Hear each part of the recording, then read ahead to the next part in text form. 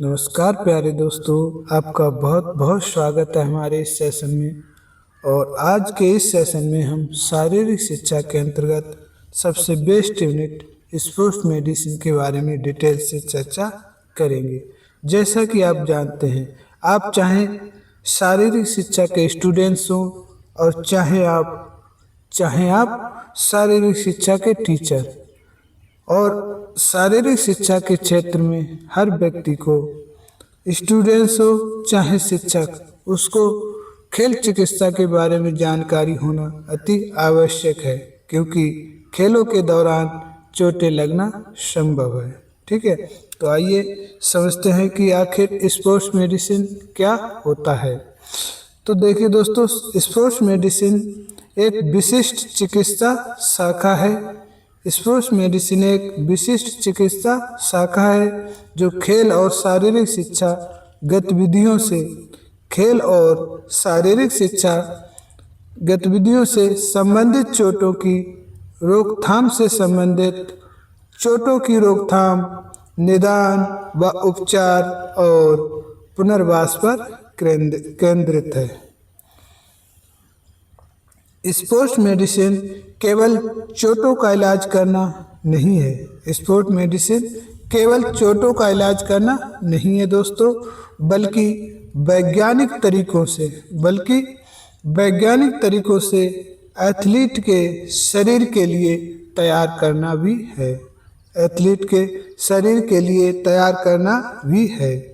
एक चिकित्सा, व्यायाम और विज्ञान का मिश्रण है। स्पोर्ट्स मेडिसिन दोस्तों केवल चोटों के इलाज से ही संबंधित नहीं है, बल्कि ये वैज्ञानिक तरीकों से एथलीट के शरीर के लिए तैयार भी करती है। ये चिकित्सा, व्यायाम और विज्ञान का एक कॉम्बिनेशन है। आगे देखते हैं स्पोर्ट्स मेडिसिन के उद्देश्य। स्पोर्ट्स मेडिसिन के आखिर कौन कौन से उद्देश्य हैं और जिसके लिए इसे अपनाया गया है। तो सर्वप्रथम देखते हैं कि स्पोर्ट्स मेडिसिन का उद्देश्य चोटों से बचाव। इसका सर्वप्रथम उद्देश्य है कि ये एथलीट्स को चोटों से बचाव करने में मदद करती है।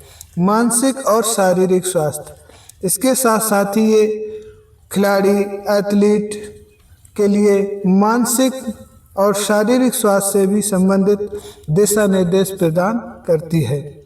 उसको किस तरह की सोच रखना चाहिए और किस तरह से व्यवहार करना है, ये सब स्पोर्ट्स मेडिसिन के अंतर्गत उसे सिखाया जाता है। सारे प्रदर्शन में सुधार। स्पोर्ट्स मेडिसिन का इलाज के साथ साथ ही प्रदर्शन में सुधार करना भी प्रमुख उद्देश्य है।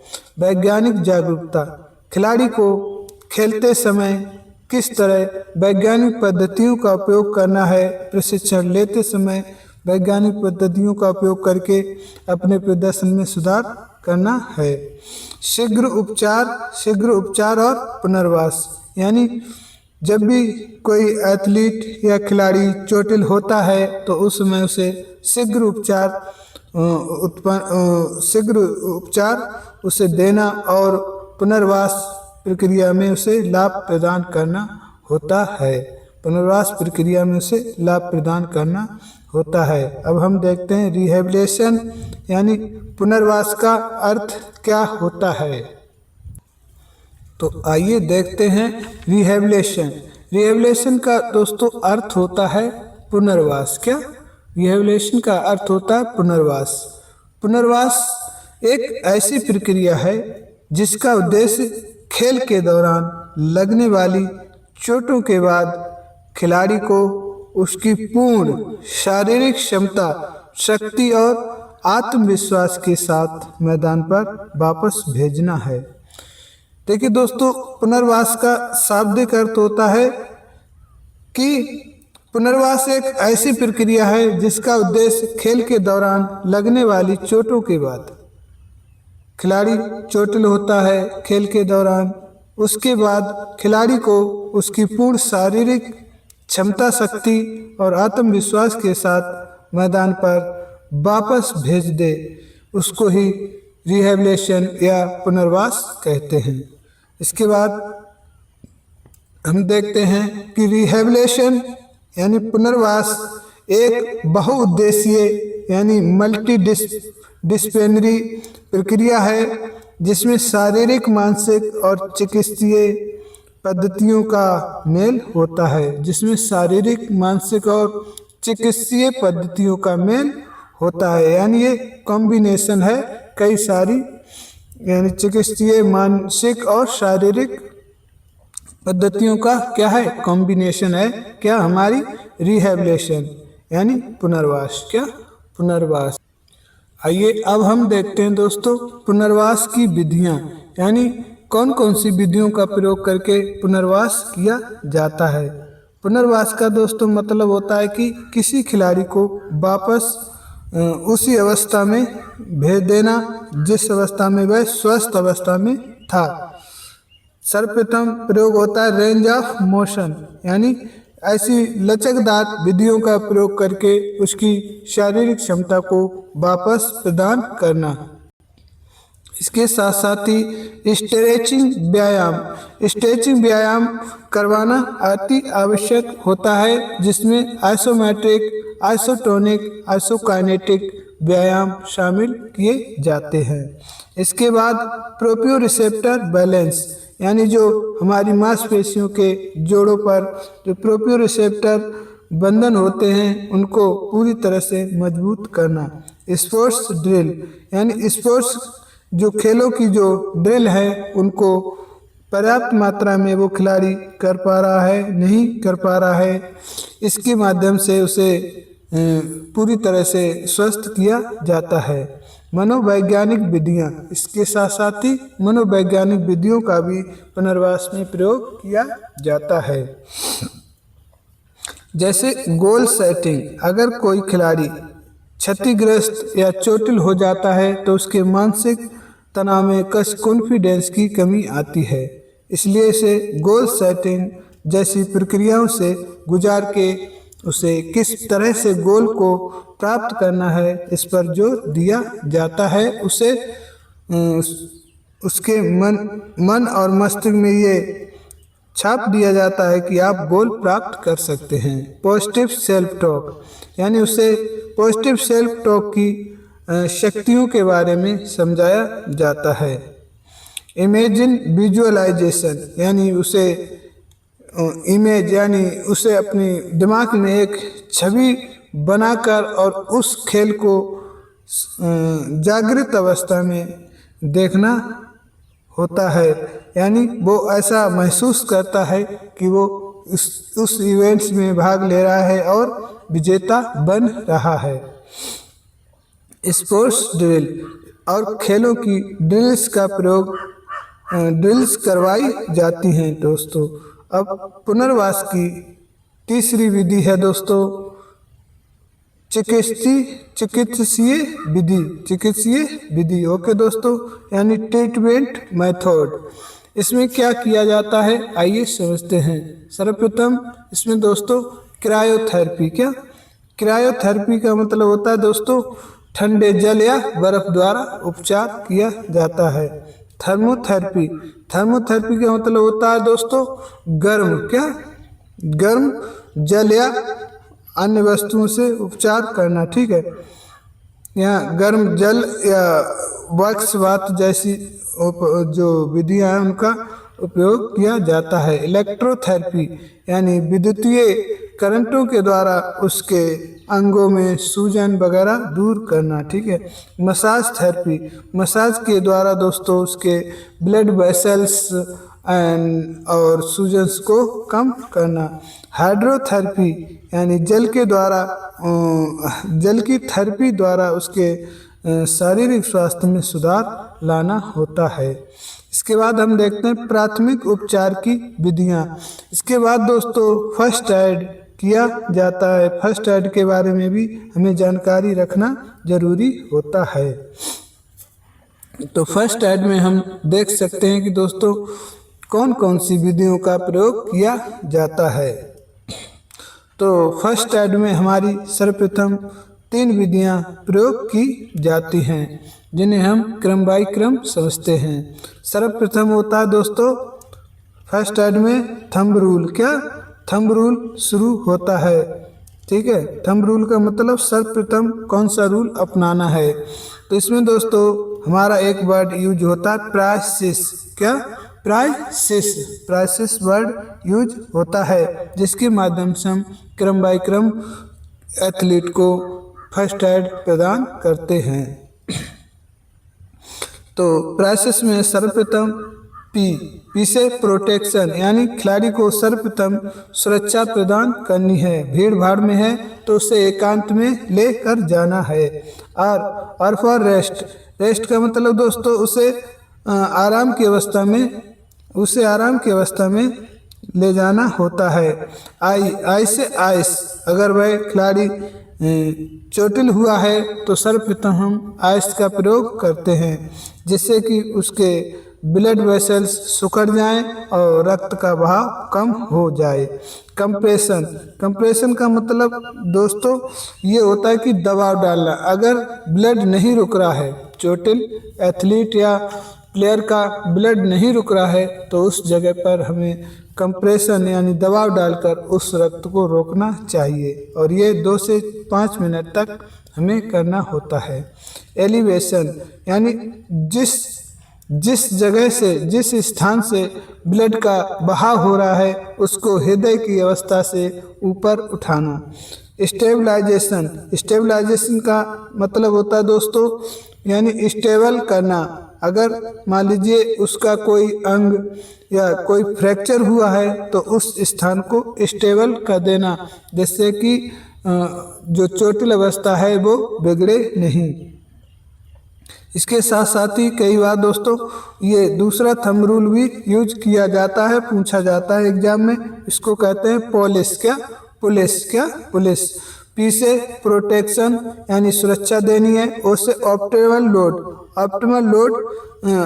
लोड पर उसे लाना है, उसके जो लोड उस पर लागू है उसको कम करना है। इसके बाद लोडिंग, इसके बाद आइस, इसके बाद कंप्रेशन और फिर एलिवेशन, ठीक है।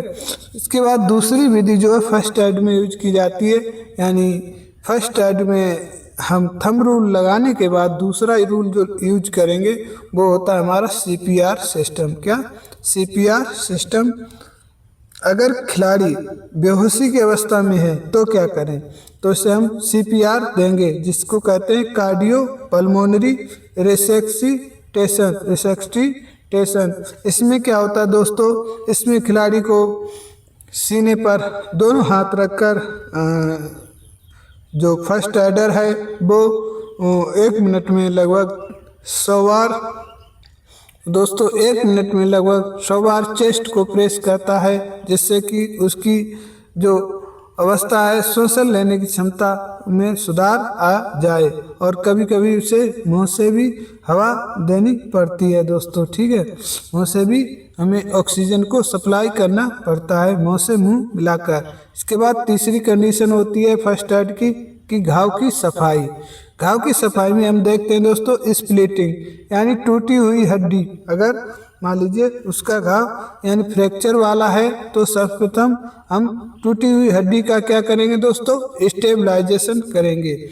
फिर हम हाइड्रेशन करेंगे हाइड्रेशन मीन्स गर्मी के कारण थकान या ऐंठन में ठंडे जल का प्रयोग करेंगे जिससे कि उसे कुछ रिलैक्स मिल सके। कोल्ड स्प्रे यानी ठंडे स्प्रे का प्रयोग करेंगे, ठंडे स्प्रे का प्रयोग करना। और इस स्प्रे में क्या मिला होता है दोस्तों, इस स्प्रे में एथिल क्लोराइड और मीथेन जैसी गैसें मिलाई जाती हैं। उम्मीद करते हैं आपको समझ में आ रहा होगा। अब हम देखते हैं दोस्तों कि प्राथमिक उपचार में कौन कौन सी थेरेपी का प्रयोग किया जाता है। प्राथमिक उपचार के दौरान दी जाने वाली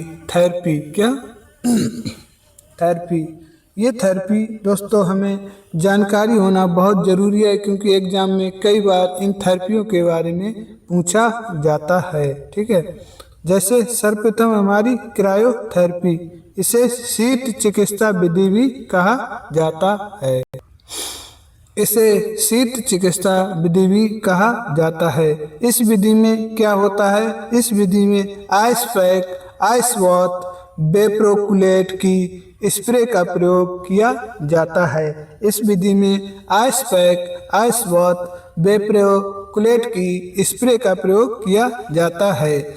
ये रक्त वाहिकाओं को सिकोड़ता है। ये जो दोस्तों क्रायोथेरेपी है, इसका मुख्य उद्देश्य होता है रक्त वाहिकाओं को सिकोड़ना, जिसके कारण आंतरिक रक्त स्त्राव कम और सूजन भी कम होती है। जिसके कारण दोस्तों क्या होता है, आंतरिक रक्त स्त्राव कम हो जाता है और सूजन भी कम हो जाती है। ठीक है, अब हम देखते हैं थर्मोथेरेपी। क्या थर्मोथेरेपी क्या है दोस्तों, इस विधि में थर्मो का मतलब होता है दोस्तों गर्म। क्या दोस्तों, गर्म। इस विधि में उष्ण चिकित्सा, गर्म पानी, इंफ्रारेड लैंप, ये विधि चोट लगने के तुरंत बाद नहीं, इसको तुरंत बाद यूज नहीं करना होता है मेरे डियर, इसके बल्कि 48 से 72 घंटों के बाद पुरानी अकड़न जकड़न को दूर करने हेतु किया जाता है। पुरानी अकड़न को दूर करने हेतु ये थेरेपी दी जाती है।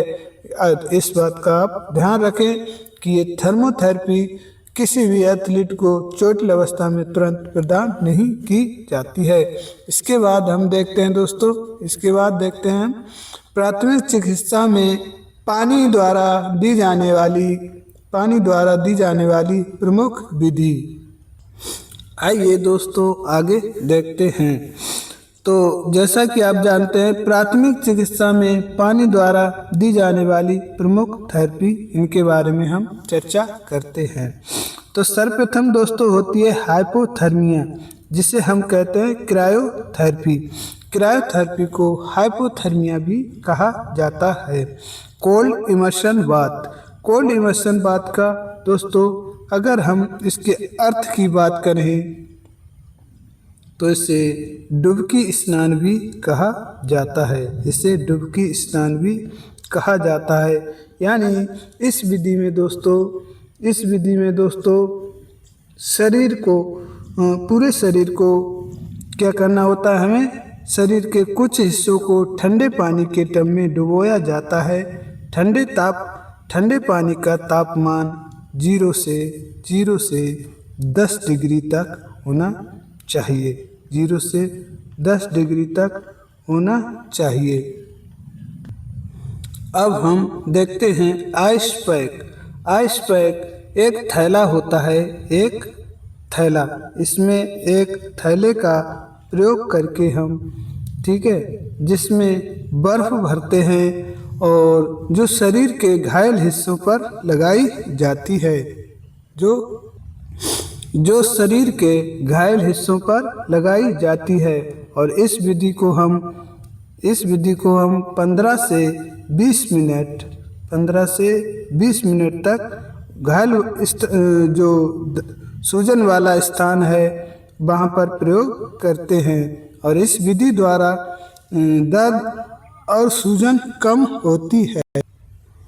इस विधि से दोस्तों क्या होता है, सूजन कम होती है। 15 से 20 मिनट इस विधि का प्रयोग किया जाता है। अब हम देखते हैं कोल्ड इमर्शन, इसके बारे में हमने ऊपर चर्चा कर ली है। अब हम देखते हैं कोल्ड टॉवल, ये क्या है। कोल्ड टॉवल से आप समझ गए होंगे, यहाँ ठंडी तौलिया, इसको कहते हैं हम ठंडी तौलिया।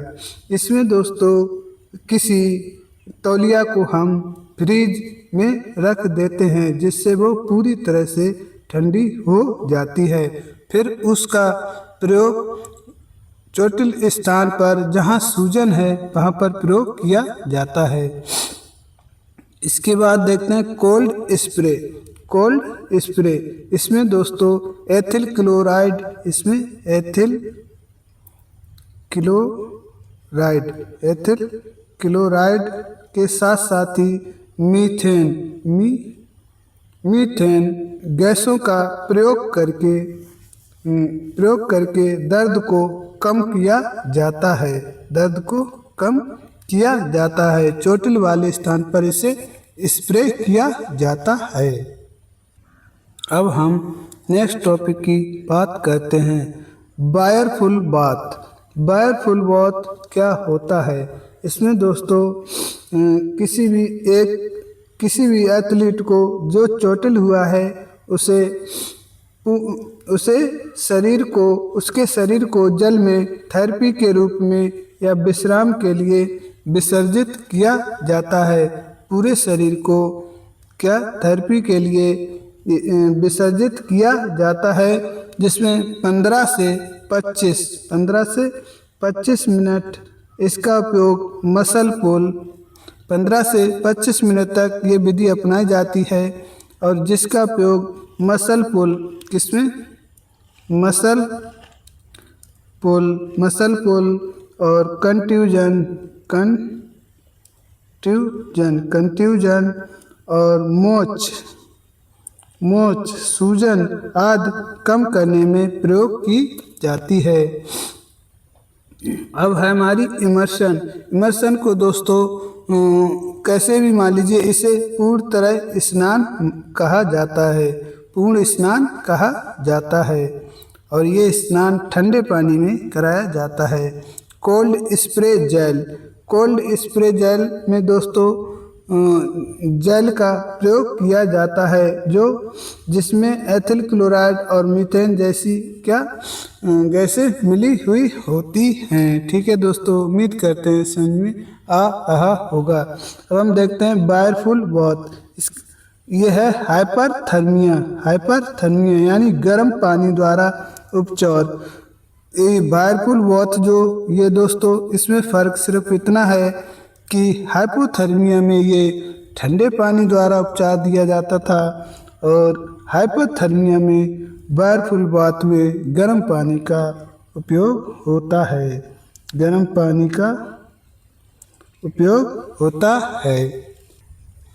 ठीक इसी प्रकार नेक्स्ट है हॉट इमर्शन बाथ। इसमें भी दोस्तों शरीर का कुछ हिस्सा गर्म पानी में डुबोया जाता है, और ये विधि दोस्तों जमी हुई मांसपेशियों को जकड़न को दूर करने के लिए, उनमें रक्त बहाव को पुनः संचारित करने के लिए उपयोग की जाती है। स्टीम बाथ यानी भाप द्वारा स्नान।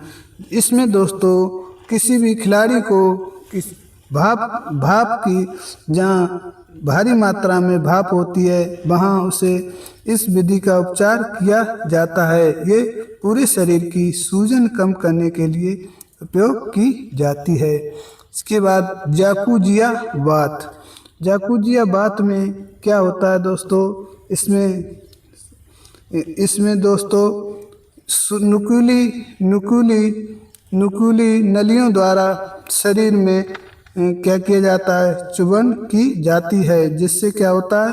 जिससे खिलाड़ी को जो टाइट मसल हैं उनको मुलायम करने में मदद मिलती है। इसके बाद हम देखते हैं, अभी तक हमने चर्चा की पानी द्वारा दी जाने वाली प्रमुख थेरेपी का प्रयोग किया। अब हम चर्चा करते हैं खेल चिकित्सा में कुछ प्रमुख अन्य थेरेपियों के बारे में। सर्वप्रथम देखते हैं इलेक्ट्रोथेरेपी यानी बिजली द्वारा जो थेरेपी शरीर को एथलीट को प्रदान की जाती है उनके बारे में। सर्वप्रथम देखते हैं इलेक्ट्रोथेरेपी में TENS क्या इसका मतलब होता है ट्रांसक्यूटेनियस इलेक्ट्रो न्यूरो स्टिमुलेंट्स। इसमें क्या होता है? इस विधि द्वारा वेन्स यानी शिराओं को उत्तेजित कर मस्तिष्क तक दर्द की जो सूचनाएं हैं उसको जाने से रोकना होता है। यानी जब शरीर हमारा टेंस थेरेपी का उपयोग करता है तो उस समय शिराओं को स्टिमुलेंट हो जाती हैं और दर्द को मस्तिष्क तक ले जाने से रोक लेती हैं।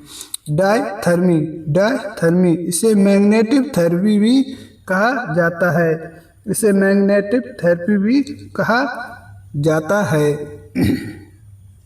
इस विधि में चुंबकीय क्षेत्रों का उपयोग कर ऊतकों की मरम्मत और गति को बढ़ावा दिया जाता है। डायथर्मी यानी दोस्तों मैग्नेटिक थेरेपी, इस विधि में चुंबकीय क्षेत्रों का उपयोग कर ऊतकों की मरम्मत और गति को बढ़ावा दिया जाता है। ये दोस्तों 3 प्रकार से की जाती है। सर्वप्रथम होती है long wave diathermy. Long wave diathermy, इसमें जो वेव होती हैं वो उनकी जो आवृत्ति होती है वो लंबी होती है, वो लंबी होती है। ठीक है दोस्तों, आगे देखते हैं शॉर्ट वेव डायथर्मी। इसमें जो वेव होती हैं उनके दोस्तों आवृत्ति जो होती है वो छोटी होती है। कैपेसिटर फील्ड या केबल मेथड भी इसे कहा जाता है। यहाँ तरंगों की आवृत्ति जो होती है 27.33 MHz मेगाहर्ट्ज होती है। यहाँ तरंगों की आवृत्ति 27.33 मेगाहर्ट्ज होती है। ये दोस्तों कई बार एग्जाम में पूछा गया है। आगे देखते हैं माइक्रोवेव डायथर्मी, यानी दोस्तों छोटी वेव वाली डायथर्मी। यहाँ तरंगों की लंबाई 12.25 होती है और आवृत्ति जो है दोस्तों 24.50 मेगाहर्ट्ज होती है, 24.50 मेगाहर्ट्ज होती है। इसके साथ साथ इन प्रमुख थेरेपियों के बाद अब हम कुछ मनोवैज्ञानिक विधियों का प्रयोग किया जाता है उनके बारे में भी चर्चा कर लेते हैं। ठीक है दोस्तों, आइए समझते हैं।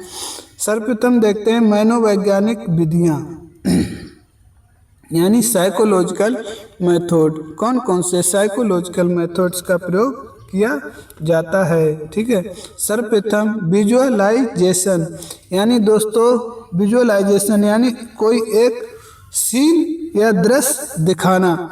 इसमें दोस्तों छवि बनानी पड़ती है, दिमाग में एक छवि बना दी जाती है और ये आत्मविश्वास बढ़ाने और दर्द को प्रतिबंधित करता है। ये विधि जो है दोस्तों खिलाड़ी या एथलीट को आत्मविश्वास को बढ़ाती है और साथ साथ ही दर्द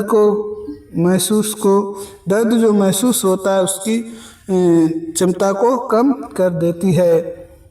गोल सेटिंग यानी लक्ष्य को निर्धारित करना। ठीक है दोस्तों, छोटे छोटे और मापने योग्य लक्ष्य निर्धारित करना है। इस विधि में दोस्तों छोटे छोटे लक्ष्य पूरे करवाकर किसी एथलीट के मन में ये विश्वास जगाया जाता है कि वो उस लक्ष्य को प्राप्त कर सकता है। पॉजिटिव सेल्फ टॉक यानी निगेटिविटी से प्लेयर को पॉजिटिव में बदलना होता है। पॉजिटिव सेल्फ टॉक का मतलब दोस्तों निगेटिविटी से किसी भी एथलीट को पॉजिटिव में बदलना है। निगेटिविटी से पॉजिटिविटी की तरफ ले जाना है। ठीक है, यानी उसको ऐसे वाक्यों को बार बार बुलवाया जाता है जिससे उसके दिमाग में ये आत्मविश्वास जागृत हो जाता है। जैसे मैं धीरे धीरे ठीक हो रहा हूँ, मैं धीरे धीरे सबसे ग्रेट बन रहा हूँ, मैं अपनी क्षमताओं में सुधार कर रहा हूँ।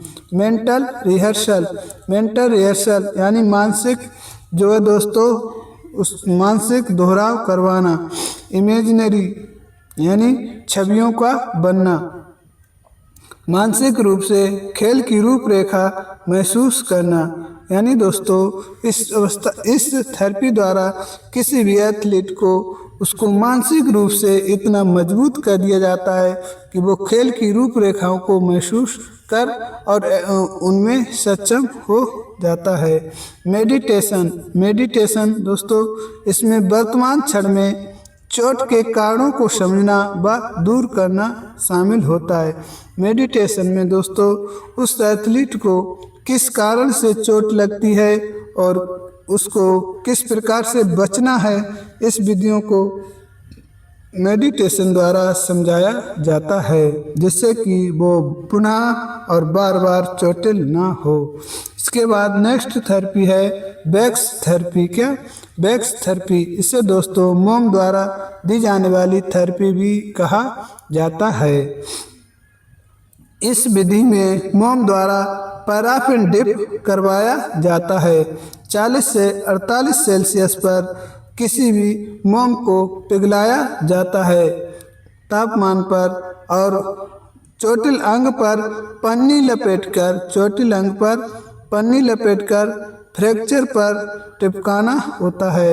यानी हम गर्म मोम को और चोटिल वाले स्थान पर पन्नी लपेटकर फ्रैक्चर पर क्या करते हैं, उस गर्म मोम को टपकाते हैं, जिससे दोस्तों दर्द जो होता है, सूजन जो होती है, वो फ्रैक्चर के स्थान पर दर्द को कम करती है।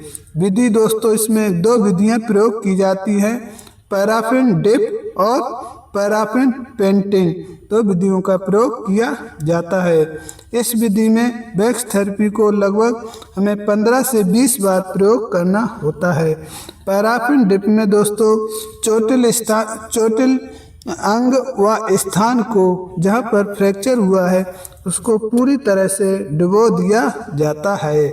पैराफिन पेंटिंग में दोस्तों क्या किया जाता है कि उस चोटिल अंग पर पन्नी को लपेटकर उस पर उस पिघले हुए मोम को पेंट कर दिया जाता है। उम्मीद करते हैं आप बात को समझ रहे होंगे। अगला है हमारा अल्ट्रासाउंड थेरेपी। अल्ट्रासाउंड थेरेपी में दोस्तों इसमें ध्वनि तरंगों का प्रयोग करके किया जाता है। इसमें ध्वनि तरंगों को मुलायम करके प्रयोग किया जाता है। लिगामेंट की चोट व पुराने घाव भरने की प्रक्रिया को ये विधि क्या करती है, ये विधि तेज कर देती है। अल्ट्रासाउंड थेरेपी दोस्तों ध्वनि तरंगों का प्रयोग करके लिगामेंट की चोट व पुराने घाव भरने की प्रक्रिया को तेज कर देती है। इसके बाद हम देखते हैं दोस्तों डायपल्स थेरेपी। डायपल्स थेरेपी क्या होती है? मुलायम ऊतकों की सूजन कम विद्युतीय चुंबकीय ऊर्जा का प्रयोग करके किया जाता है। डायपल्स थेरेपी को दोस्तों किस प्रकार किया जाता है? मुलायम ऊतकों की सूजन को कम करने के लिए विद्युतीय चुंबकीय ऊर्जा का उपयोग करके किया जाता है। इंफ्रारेज क्या होती हैं? ये विधि मुलायम ऊतकों की सूजन कम करने के लिए दोस्तों की जाती है और इस विधि में 10 से 20 मिनट तक इंफ्रारेड का प्रयोग किया जाता है। इसमें 77 से 40 लाख तक किरणों की तरंगों का प्रयोग किया जाता है। इसमें दोस्तों 7700 से 40 लाख तक की किरणों की तरंगों का प्रयोग किया जाता है। किसमें? इंफ्रारेड रेज में। क्या? रेज। इसमें क्या होता है दोस्तों? चोटिल अंग पर क्या होता है? रेज को डाला जाता है। ये रेज का डालने वाला यंत्र है। रेज को डाला जाता है जिससे खिलाड़ी क्या होता है? स्वस्थ पुराने चोटों को क्या होता है? सूजन को क्या होता है? कम किया जाता है। ठीक है। इसके बाद हम देखते हैं स्टीम थेरेपी। क्या? स्टीम थेरेपी यानी भाप द्वारा संपूर्ण शरीर को दर्द को कम करना। यानी इस विधि में दोस्तों भाप द्वारा संपूर्ण शरीर के दर्द को कम किया जाता है और सूजन को कम करने में ये बहुत कामगार होती है, यानी बहुत सहायक होती है। अभी तक हम दोस्तों स्पोर्ट मेडिसिन की सभी थेरेपियों के बारे में चर्चा कर रहे थे। अब हम स्पोर्ट मेडिसिन से स्पोर्ट इंजरी की तरफ बढ़ते हैं, यानी जो खेलों में चोटें लगती हैं वो कितने प्रकार की होती हैं, इसके बारे में चर्चा करते हैं। तो आइए दोस्तों शुरू करते हैं। नंबर 1 देखते हैं खेल चोटें यानी स्पोर्ट्स इंजरी। स्पोर्ट्स इंजरी ये कितने प्रकार की होती हैं। खेल में चोटें दोस्तों मुख्यतः 3 प्रकार से लगती हैं और 3 प्रकार से बांटी जाती हैं। 3 प्रकार से बांटा जाता है क्योंकि चोटों को वर्गीकरण करना बहुत ज़रूरी होता है, क्योंकि उनके ट्रीटमेंट के लिए ये सहायक होता है। तो इस प्रकार दोस्तों चोटों को 3 प्रकार से विभाजित किया जाता है। सर्वप्रथम देखते हैं ऊतकीय चोट के आधार पर, यानी टिश्यू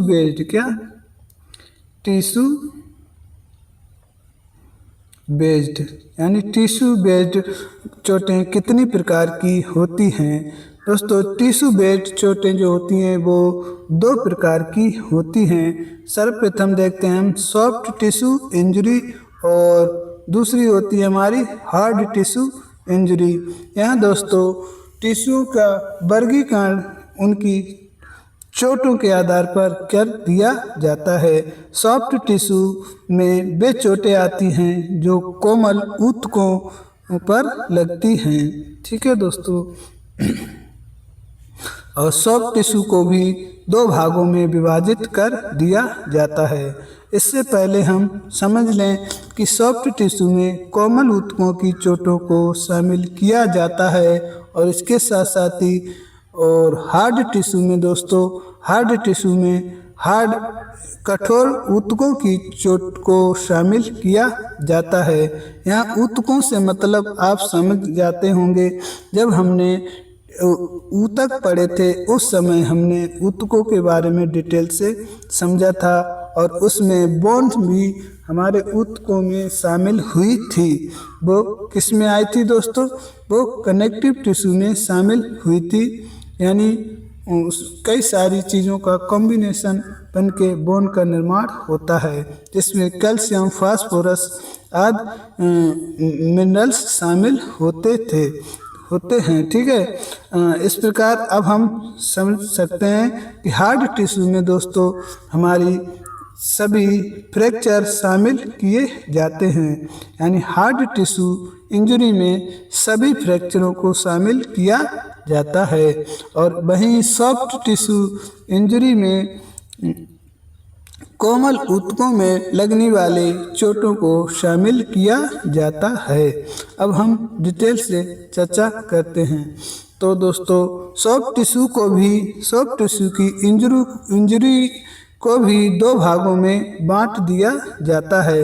एक होता है मेजर सॉफ्ट टिश्यू इंजरी और दूसरा होता है माइनर सॉफ्ट टिश्यू इंजरी। इस स्थिति में दोस्तों यहाँ सॉफ्ट टिश्यू के 2 भाग करके उन्हें समझा जाता है। यहाँ मेजर सॉफ्ट टिश्यू से मतलब दोस्तों यानी जो मुख्य जगह की चोटें हैं उनको शामिल किया जाता है। जैसे दोस्तों इस ट्रिक से आप इन मेजर सॉफ्ट टिश्यू की इंजरी को याद रख सकते हैं। मैम एसएससी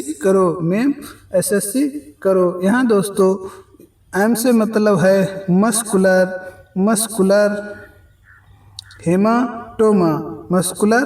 हेमाटोमा और इधर दोस्तों मतलब है हमें मस्कुलर कंट्यूजन।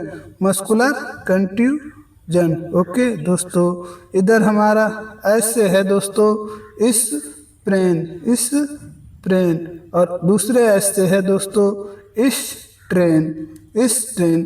ट्रेन आप जानते होंगे जब 2 हड्डियां आपस में जुड़ती हैं दोस्तों तो वो किसी लिगामेंट द्वारा जुड़ी हुई होती हैं और उसी लिगामेंट में अगर कोई चोट लग जाए या सूजन हो जाए तो चोट लगने वाले या क्षतिग्रस्त होने पर उसे स्प्रेन कहा जाता है। यानी बोन टू बोन के जॉइंट्स की जगह पर अगर कोई क्षति होती है तो उसे स्ट्रेन कहा जाता है।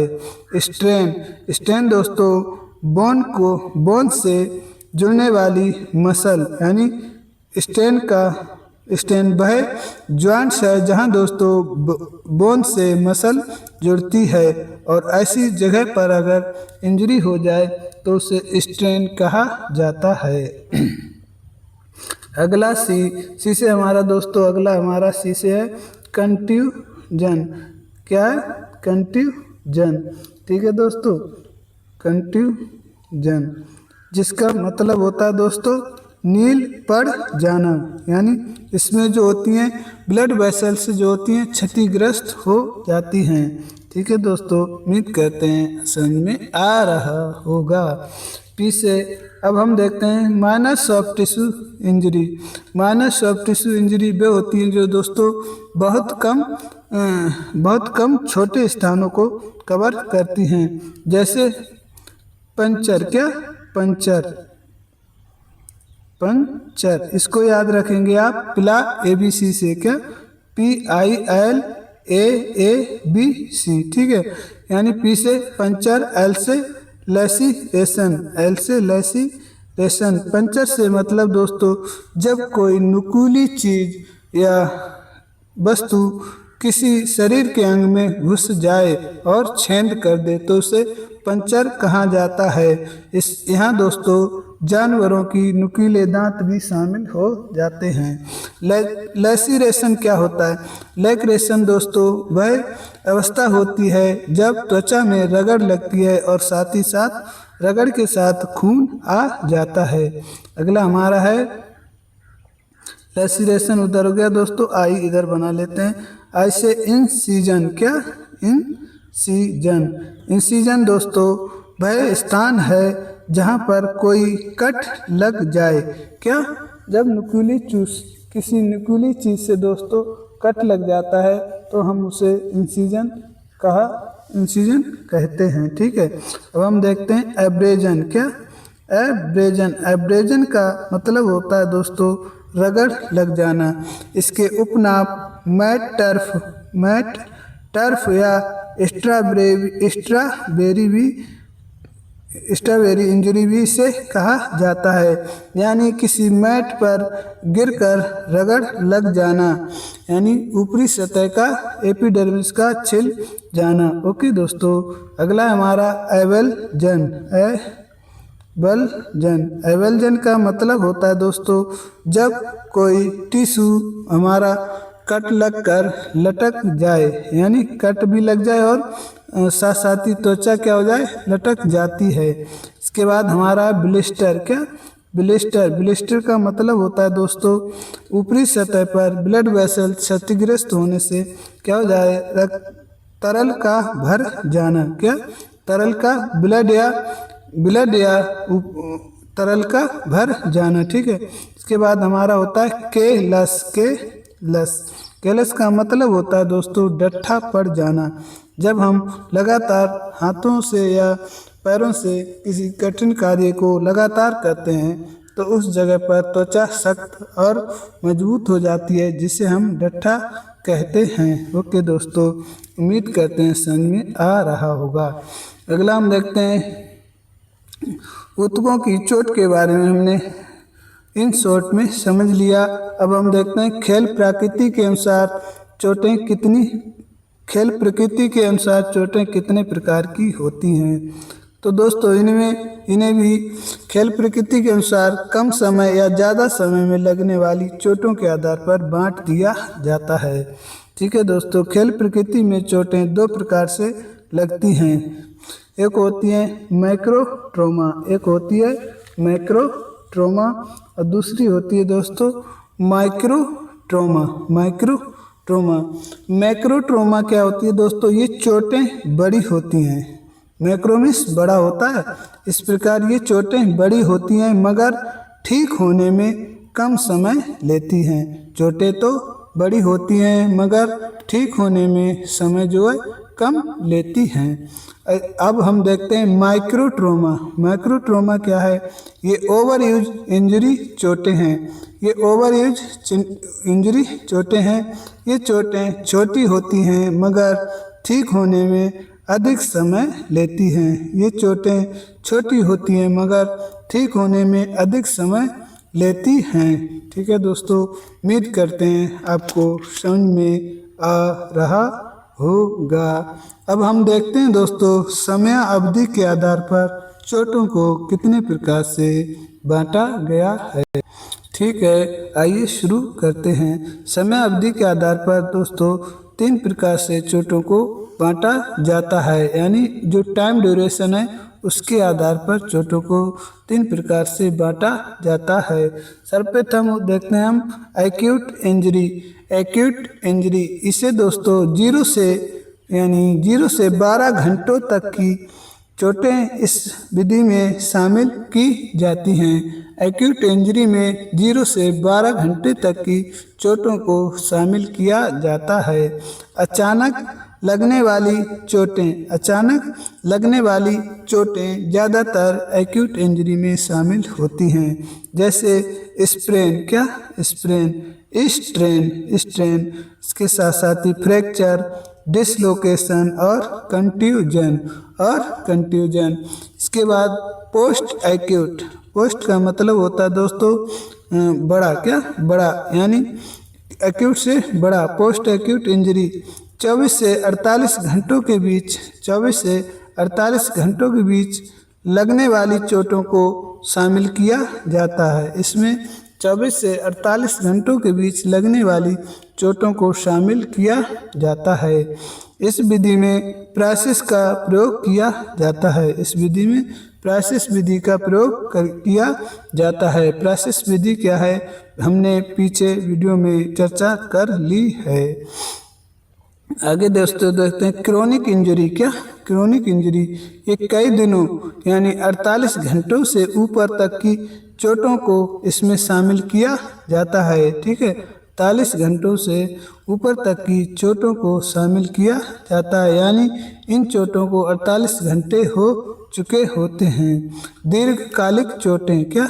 दीर्घकालिक चोटें जैसे टेनिस एल्बो, ये 48 घंटे से ज़्यादा ठीक होने में समय लेती हैं।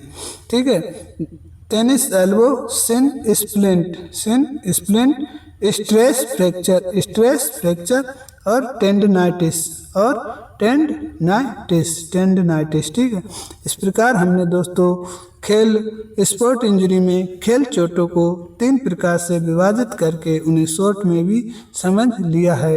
ये स्पोर्ट इंजरी की चोटें जो हैं 3 प्रकार से क्या किया जाता है, बांट ली जाती हैं, जिसमें सर्वप्रथम हमने समझा टिश्यू बेस्ड यानी ऊतकों के आधार पर, दूसरी हमारी खेल प्रकृति के आधार पर और तीसरी हमारी थी समय अवधि के आधार पर। इसको आप याद रख सकते हैं कि ऊतकों की चोट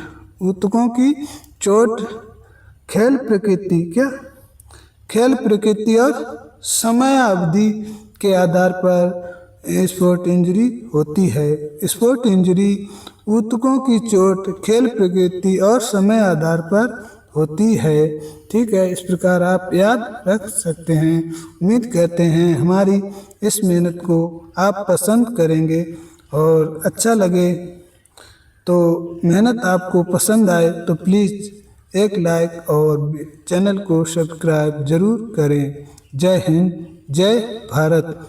आपका एट लास्ट तक बने रहने के लिए हृदय के साथ धन्यवाद। जय हिंद, जय भारत।